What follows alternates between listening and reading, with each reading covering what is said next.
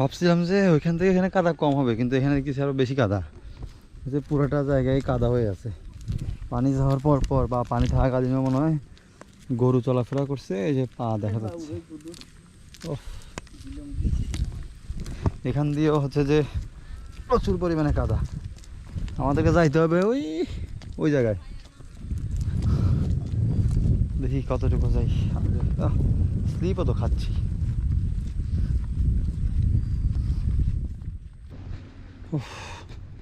আমরা ওইখান থেকে হাঁটতে হাঁটতে হাঁটতে হাঁটতে এদিকে আসছি।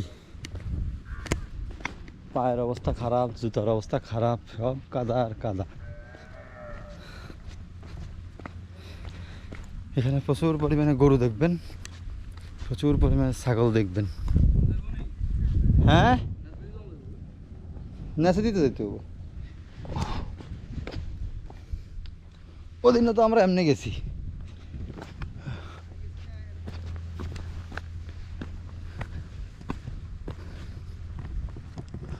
এই যে এখনো আমরা সমুদ্রের কাছে যাই নাই, মোটামুটি কাছে আসছি আর কি, আর অনেক দূর। এখানে হচ্ছে যে এখনো তেমন কাউরে দেখতেছি না। আমরা আর আমাদের পিছনে দুই একজন, আর ওই সামনে একটা ছেলে আর একটা মেয়ে আছে, ওই ওই দেখ।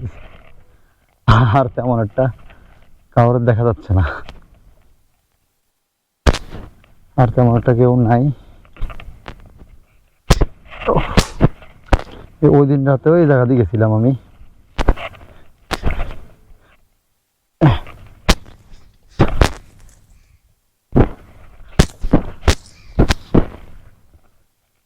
অনেকটাই অনেকটাই কাছে চলে আসি আমরা। আর হ্যাঁ, বোট চলে তো, বোট। একটু এই জায়গাটায় যাই আমি একটা ভিডিও নেওয়ার জন্য। এখান থেকে কেওড়া গাছের ভিউটা কিন্তু সুন্দর। আমরা বাগানের মধ্যে ভিতরে যাওয়ার ইচ্ছা আছে, দেখি। এই যে এই যে ভিউটা, ওই যে গাছের মধ্যে বক দেখা যায়, ক্যামেরাতে দেখা যায় না, বাট আমরা দেখতেছি।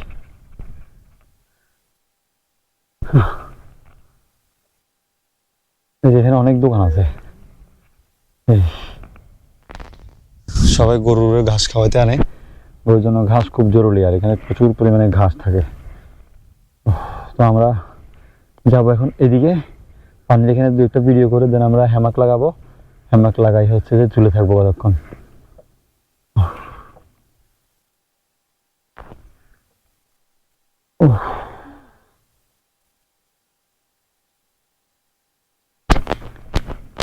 আদি গেলেছ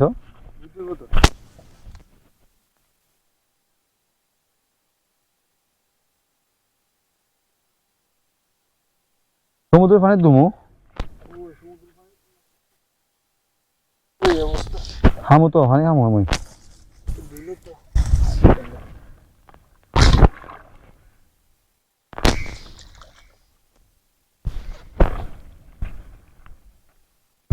সাগর